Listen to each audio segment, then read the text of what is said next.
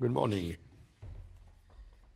This is Virgile Roche, young pianist that I met, last August, actually, in Saint-Jean-de-Luz, during the Ravel Academy.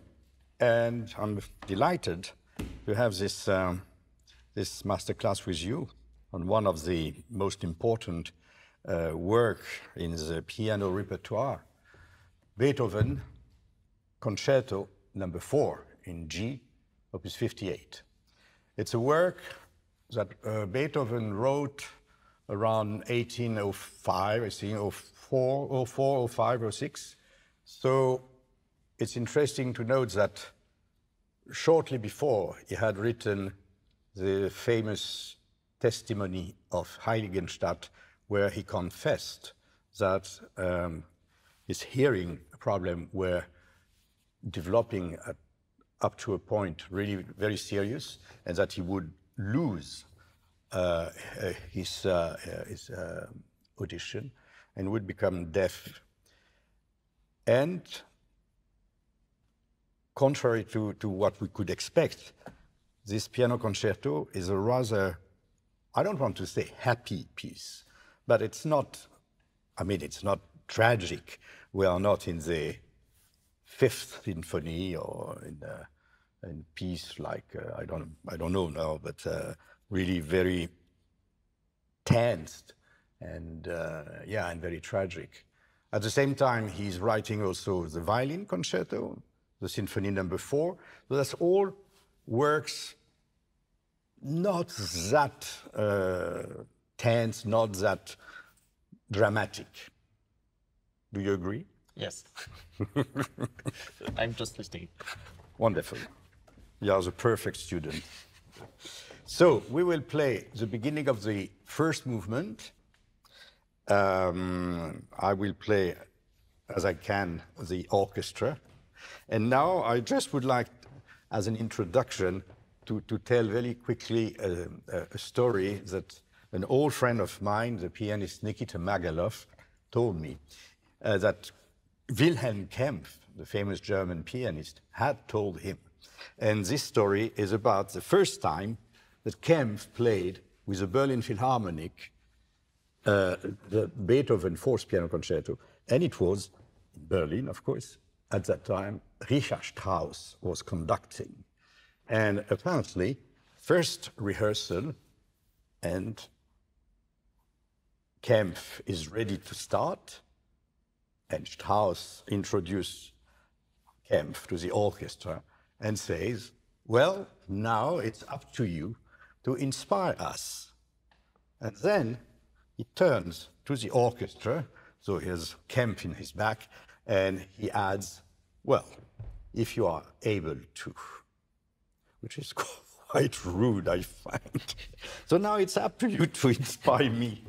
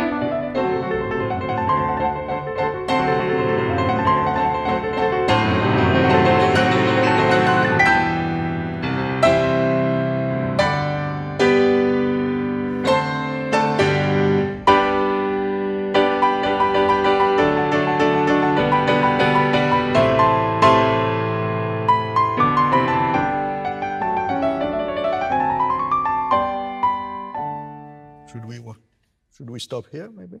Yes. Good. Well, I'm a bit confused because I don't know what to say. You play that so well. Oh, I think you can say a few things. No. Okay. Let's start with the beginning and the opening bars. Schnabel used to say that it was the worst beginning for the pianist, because the pianist starts and then he plays, 30 seconds? And then he has at least 3 minutes to think, oh my God, I played the first chord too loud or not enough. And then, the quavers, they were not okay, etc., etc. He was right, because one is never totally, 100% satisfied with this opening bars. It's so complicated. So, just you are still a bit cold, you are not really familiar with the piano, and you have to play this theme, and it's really a nightmare. It's a hell. You know, my professor, Vlado Perlmutter, he used to say that the very first chord, it's like opening a door. You open the door, and then you have to imagine actually what you want to see. And this is a little bit like Richard Strauss told Kemp, it's up to you to inspire yourself with this first chord. You open the door, and what are you going to imagine in your mind? What you want to see, what you want to express, what you want to feel. Now, very quickly, a few remarks about your opening. I'm not very happy of this sort of, how can I say, I think you are just waiting a little too long on the first chord. Yes, before the first quavers. No, it's just because there is no fermata. And you play the first chord, and if you don't know the score, how it is written, you think that, oh, maybe there is a fermata. There is not. It's already in tempo. Dun, dun, dun, dun, dun. Exactly like the orchestra. No, it's not. You see? So I think you open the door and you have immediately, right away, to feel and to help us feeling ourselves what it's going to be, what we are going to see. You see? Then about the pedal, also you could notice that there are dots on the quavers. Yes. How did he write exactly? There is no indication of pedal. Yes. Huh? But well, actually, I have the music I could also. Yes. That's the same edition? Yes. But also there's no staccato on the first quavers. Yeah, so you are right. There is no dot on the first 3 quavers. Still, there is no legato or. Yeah. So maybe a bit. Look at how he wrote. It's interesting because the orchestra, although yes, this is a transcription, but I guess it's according to how he wrote it on the orchestral part. There are dots on the first 3 quavers. Plum, plum, plum, plum. Personally, I don't like so much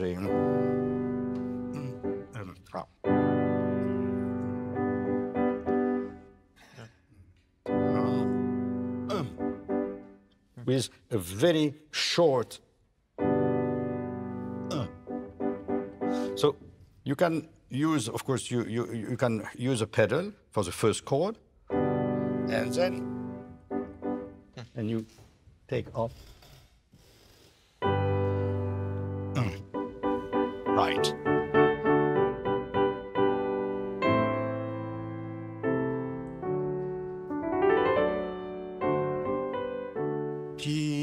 ya ba dum bum. Don't rush. Da dum bum. And it's a quaver, huh? The very last. Yes. Yes. Yes. Like a question mark. Yes. Again?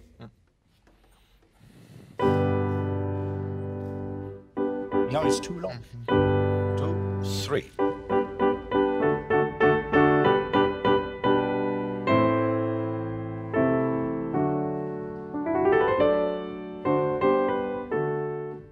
Yes.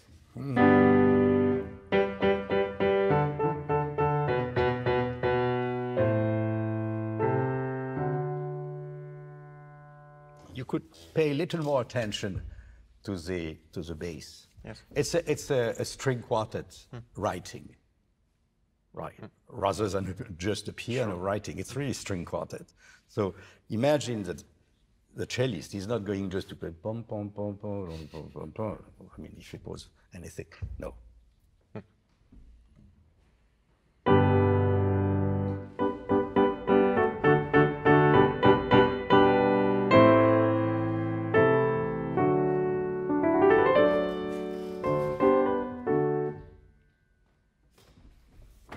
There could be a little more sort of, the second beat in where there is a sforzato. Yes. Very much in the, very deep on the second beat. Very German, not French. Yes. It's not one, pam. It's a dum, pam. Dans le fond du temps, we would say in French.